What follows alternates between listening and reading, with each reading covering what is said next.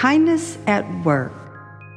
Do you practice kindness at your place of employment? What would that even look like, being kind to your colleagues? Simple things such as opening a door, saying hello and smiling in the morning. Something simple as being quiet when they're making a presentation, not talking over them. All those are very simple, kind acts. Being respectful, tapping down the negative. Mari-Lynn Harris has 2 companies. One is called Kindness at Work. It's a consulting firm regarding employee well-being services. These services are appropriate for employees, but also the head honchos in the corporations. Mental health is vital that we start addressing this, especially now during the pandemic. Mari-Lynn also has a wonderful podcast where she interviews several gurus in this industry of well-being at corporate level, but even on a personal level.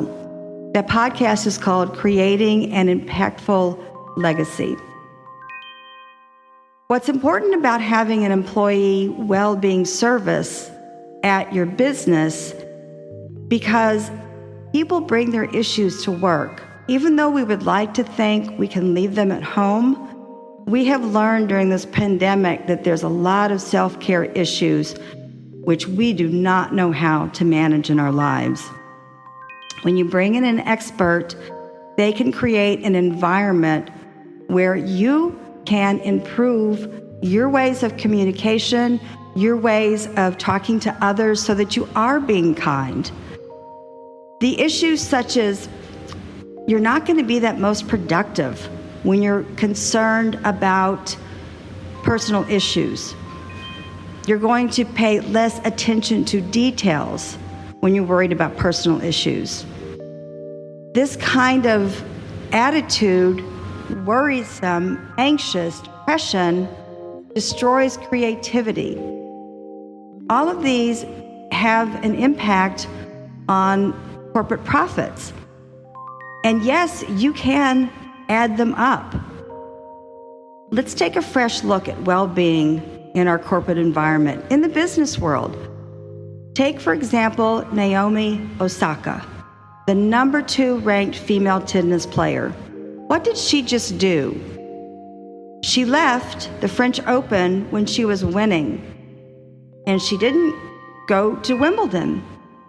If you listen to her, she would tell you, I am depressed, I have anxiety issues, and they evolve from press corps because the press corps treats her abominably.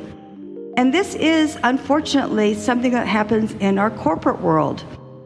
The press corps have almost an angry attitude toward her if she has missed a serve or if she's lost a match. They are aggressive in their questions. And why is this? Try kindness toward the athletes. Ironically, when this was occurring for her during the French Open, the fact that she refused to talk to the press corps because they are rude to her, they are accusatory, they're not kind, they're not respectful, the French Open dignitaries became even more angry at her. Luckily, other athletes defended her. They spoke up in her defense. This needs to happen at the corporate level also. When we take a fresh look at how important mental health issues are, you are gaining loyalty from your staff. And you're gaining staff members who will spend much longer time in your corporation creating more profit for you. Another example is myself. I worked in the fine wine and spirits industry for over 25 years in New York. I loved my last importer distributor. I was their queen bee in the Hudson Valley. I was a top producer. At the end of my first year, I had just absolutely killed it. I was close to $1 million in sales. The person before me was only selling $220,000 a year in sales. So I was revered. December 29th, my direct report called me and said, "Valerie, we need $17,000 more from you before the end of the year." Let me share with you, if you are a sales rep and you have not met your goals and exceeded them, you need to leave that industry by the end of the year if you have not done that. Moreover, if you are a manager, a direct report, and you're asking a ridiculous goal, you really need to leave management. However, being double type A, I said, no problem. Honestly, I had already planned to go out for 2 or 3 hours and thank my accounts who made my year exceptional. I had a case of champagne in my car. I was going into my accounts. I was going to thank them for all their business. What happened instead was a drunk who was also a heroin addict ran into me at 55 miles per hour. I was in the hospital. Once I was out of the hospital, I had all kinds of broken bones to recuperate. The end of the story is that this direct report was merciless in finding out when I was going to return to work because he wanted his bonuses and his commissions, which were increased dramatically because of my work ethic. This was going on for the rest of the year. After I had returned 3 months of recuperation, he was still relentless. What came to my conclusion to leave the industry was his lack of management, his lack of empathy, concern about my mental health, my physical well-being. What I began to do when I decided it was time to leave the wine and spirits industry for their lack of leadership and management, I began to look for transformation gurus. I needed to hear and discover people who understood what compassion in the workplace was, who understood leadership skills, spirituality, that it's not always about the bottom line. And when you're happy and healthy mentally, you will go to the ends of the earth for a corporation because your profit is good for their profit. And that's how I came to discover people such as Bob Proctor and someone wonderful like Mari-Lynn Harris who understand that mental health really increases your bottom line. What I propose for those of you who are going to have to go back to work inside an environment is look at Mari-Lynn's first page on her website, Kindness at Work. She has free resources. Get together a presentation, take it to your decision maker, not your direct report. Take it to the head honcho because she's just going to push it down. Make this presentation for her services. Give it some time. If they say no, just revise it and go back and just keep on. Now, if it's a definite no, then be rogue. Get together your teammates, buy her services, use these services yourself to prove to them that mental health in the workplace is a huge competitive edge to other corporations. You will be more creative, you will pay more attention to detail, you will be able to manage the ups and downs of anxiety and depression. You can do this virtually.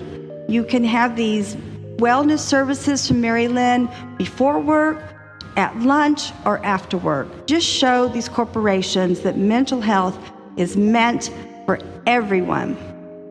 There. Kundalini Yoga. I am going to include a really fun and actually funny training video for Kundalini Yoga from Guru Jagat, one of my other virtual teachers. This also has to do with your mental health, but also it's called Beauty Secrets. Now, Kundalini Yoga is not gender specific, and Guru Jagat actually talks about if men want to also sculpt your face with a specific Kriya. You can work on your parathyroid, which also will work on your lymph nodes to cleanse them. This is a really short video. It's actually very funny because we actually exercise our breasts, but men can do the same thing. Men do have breasts. This particular video talks about oxytocin, talks about dopamine, and these Kriyas will increase production of them. And if you listen to my last podcast, you'll know that these are really good hormones to create and increase in your body. So it is called Kundalini for Beauty Secrets. It's just fun. It'll be in my podcast details. Lastly, wine. I don't know if anybody's paying attention to the Pacific Northwest in California, but I can promise you this high heat and the fires are running our food. More importantly, for those of us who are in the wine industry, it is running the vineyards. This is costing us billions and billions of dollars. We really need to bound together and do everything on a personal level and a community, local level to get control of this. We're not going to have a 2022 vintage in wines. I strongly suggest you start buying wine. Honestly, there's still a glut in the marketplace, but you're not going to see it in California wines. You're not going to see a glut in wines coming from Washington and Oregon. This is a travesty, and I don't like to end my podcast on a sad note, but I live in Gulfport, Florida now. I live on the coast. I live on a bay, and we are killing the manatees. We have red tide. I was watching a video last night about a young man who is taking plantings of mangroves that he started himself, and he is creating mangrove forestations basically in the water again. And that's what it takes. It just takes a little bit at a time, folks. Do it.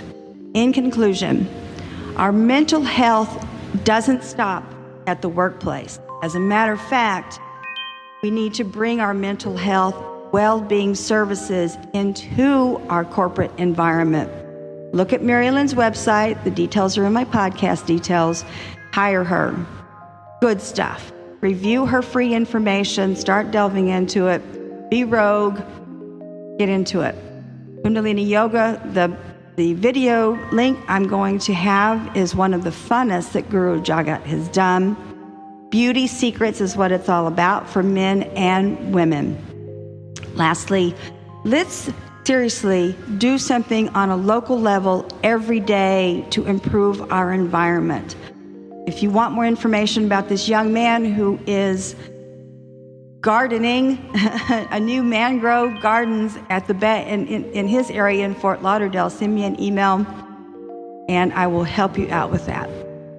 In conclusion, I'm not a life coach. I'm not a consultant. I produce this podcast every week to help hundreds of people with just 3 simple, fun topics. Merci.